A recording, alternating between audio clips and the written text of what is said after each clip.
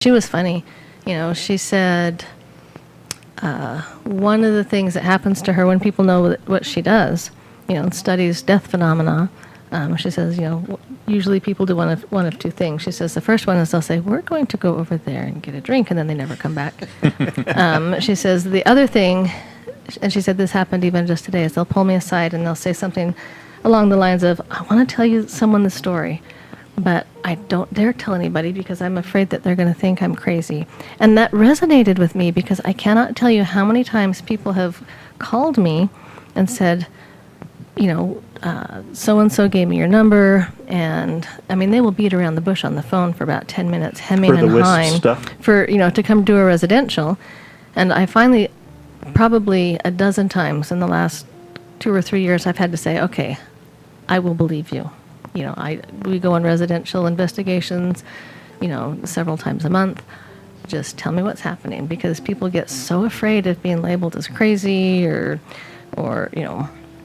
just out there. So, and she told people in her audience, this was in San Antonio, and she said, how many people here have dealt with a loved one or a friend who have gone through this phenomenon and have some sort of a story to share with others? And they didn't show the audience, but my guess is half the people probably raised their hand, half to a quarter. And she looked at them and she said, I want you in the next 48 hours to tell your story to someone. And her big push was, not to have people be afraid of dying. It's a natural part of life. It's going to happen to all of us, whether we like it or not. So one of the things, too, that I was thinking about that happens pretty regularly is when people are waiting to pass away and they have family members sitting there with them.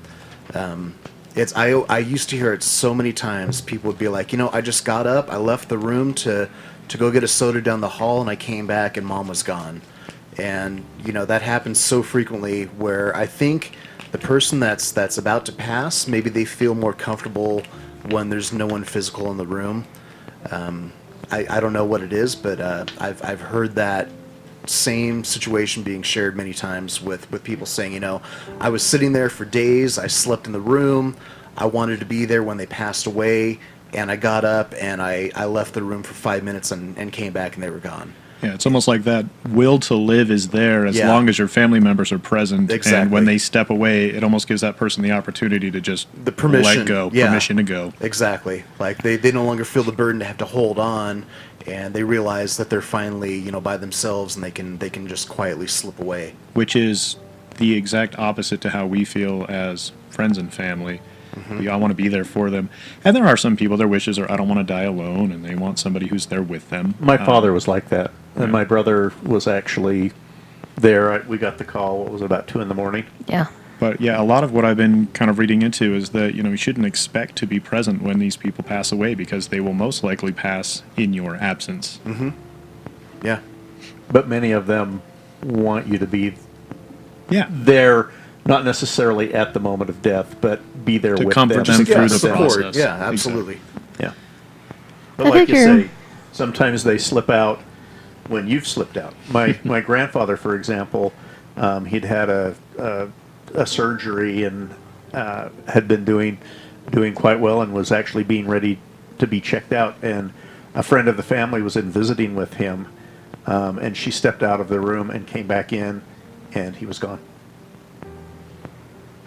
Yeah, it's just that moment to finally pass away because they don't feel like they're being watched, being supervised. It's like when you're hosting friends and family and you're ready for them to go, but you don't want to say anything. Right. You just kind of hang on for a while, and you're like, all right, can y'all get out of my house, please? Yeah. And then they finally go, and you're like, yes, let down. Isn't there a far side where they're like, we have to That's fake when you death? take advantage. I'm dumb. Maybe let's pretend to fall asleep, maybe they'll leave. That's right.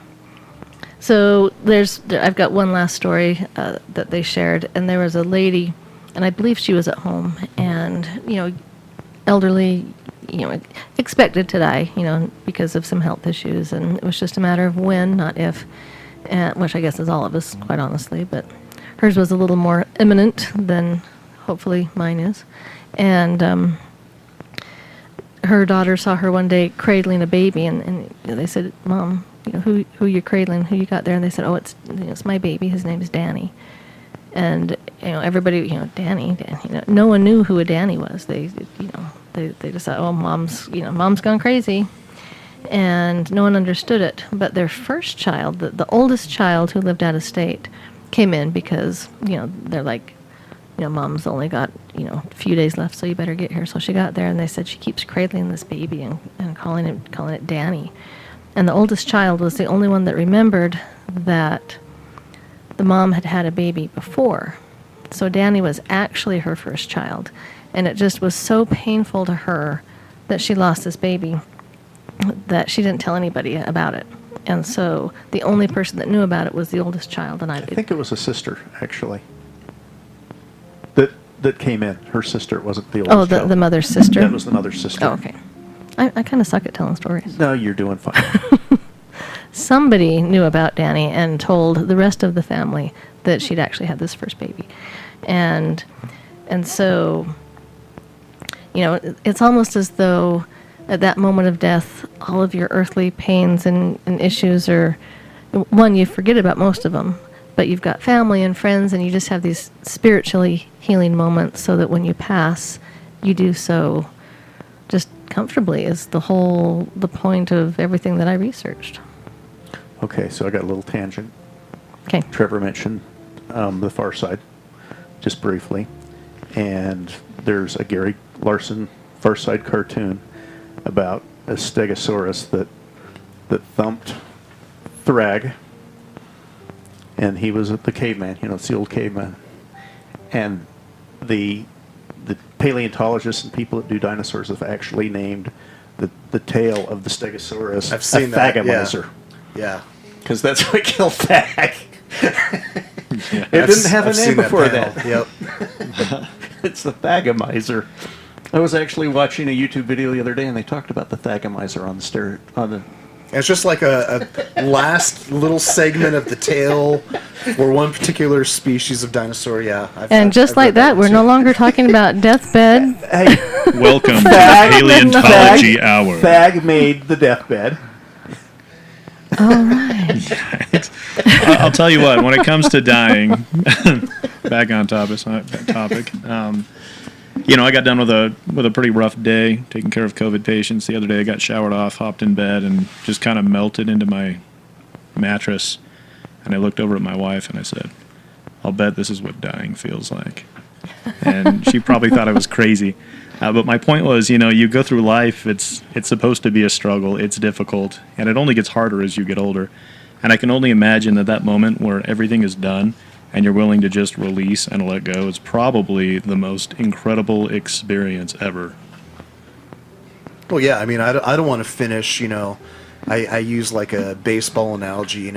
Hitting a home run and run around the bases with a clean jersey on. I want to be covered in dirt and slide into home plate with, the catcher trying to block me as the ball's coming in, over my head. It's like I want to experience life and really just feel like my body's worn out when it's time to go.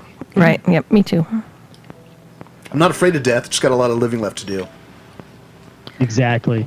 And I actually read a lot of patients who are scared of death on that deathbed when they see somebody.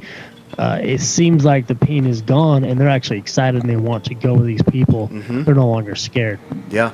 See, and that is a perfect segue into Steve Jobs' last words. He had 6 words that were his last words. Does anyone here know what those are? Have you guys heard this before? Yep. He says, "Oh wow, oh wow, oh wow." Said it 3 times. And I thought, interesting.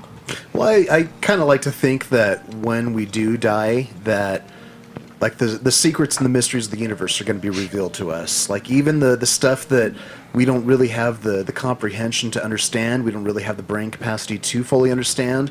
Like I'm really interested in like science and the universe and just things that are out there, physics and stuff that I can't even comprehend right now. I like to think that when I pass, that I'll be able to understand that stuff. It'll make sense. And the secrets of life, the mysteries of life, of life in the universe and everything that we don't know right now. I think all of that will be revealed to us, and it'll be kind of cool to look behind the curtain and see the wizard there. Yeah, I'm interested, but I want a few more years here first, though. Good idea. About 30. 30 years sound good.